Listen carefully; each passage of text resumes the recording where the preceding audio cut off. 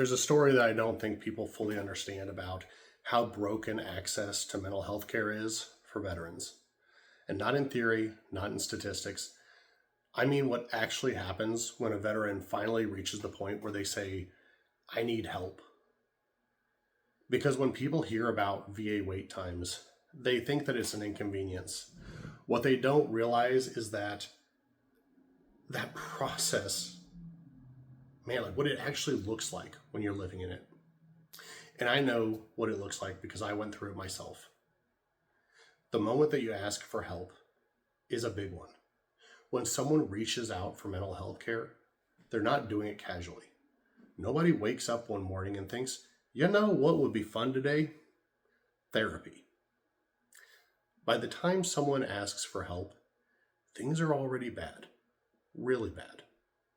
Something has already broken down. Maybe it's sleep, maybe it's relationships, maybe it's anger, maybe it's depression.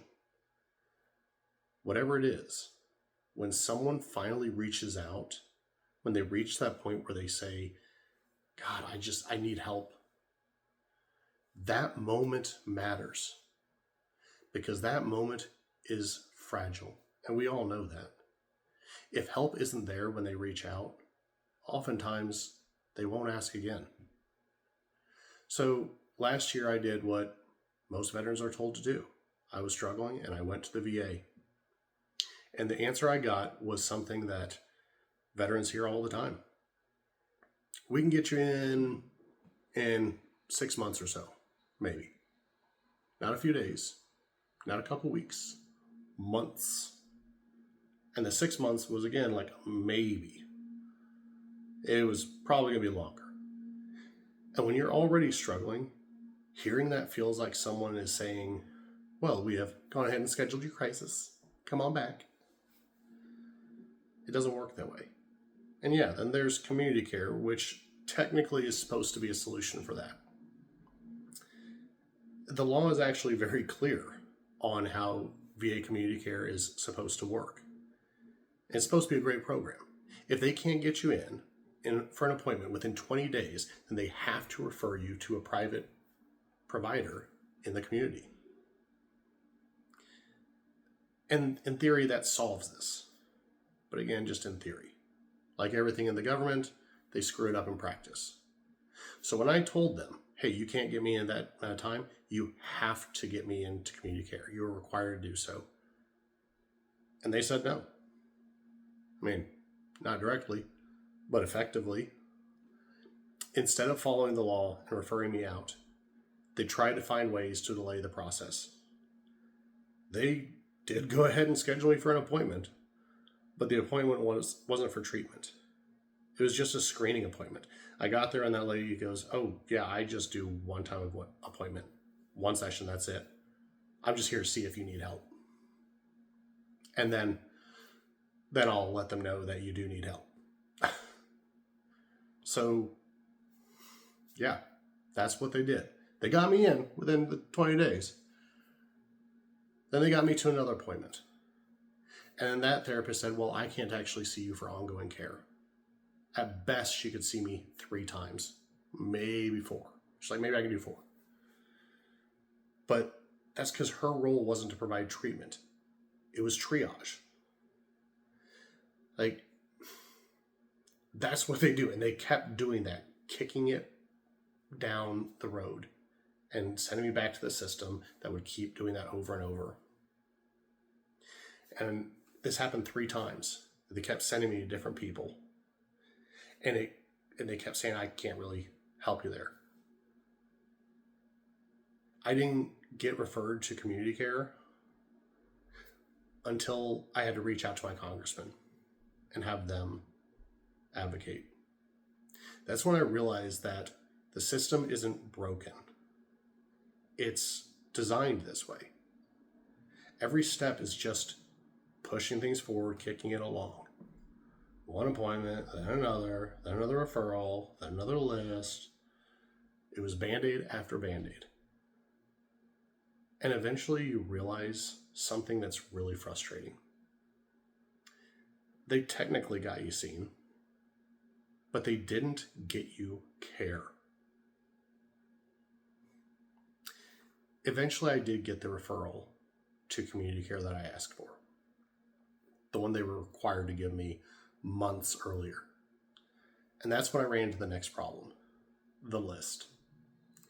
Anyone who used community care through the VA probably knows what I'm talking about. You get a list of providers, and it looks promising, and then you start calling them.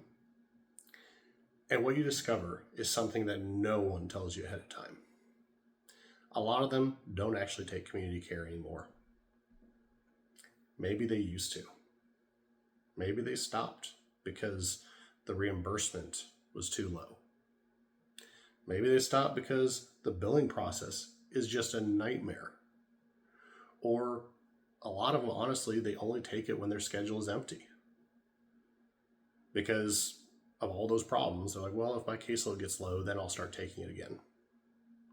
But regardless of the reason, you're stuck there with another provider after provider situation and hearing the same answer over and over.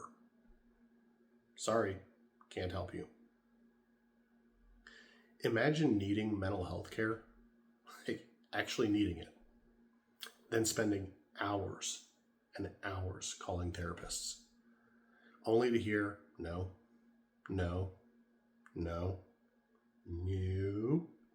sorry.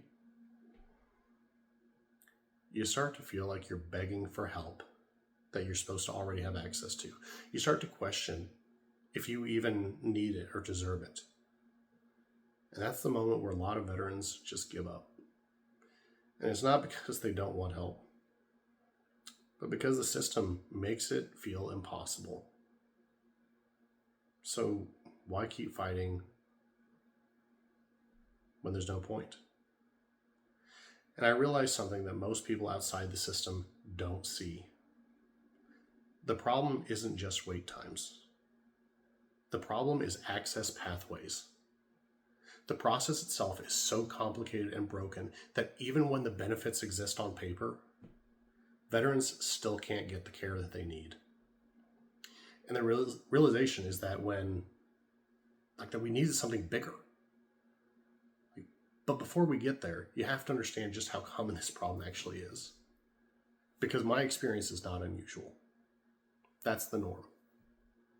And that's exactly why something needed to change.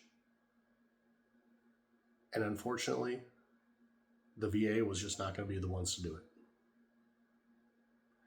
So that's why we created the Bridge program. That's why we created Beyond the Yellow.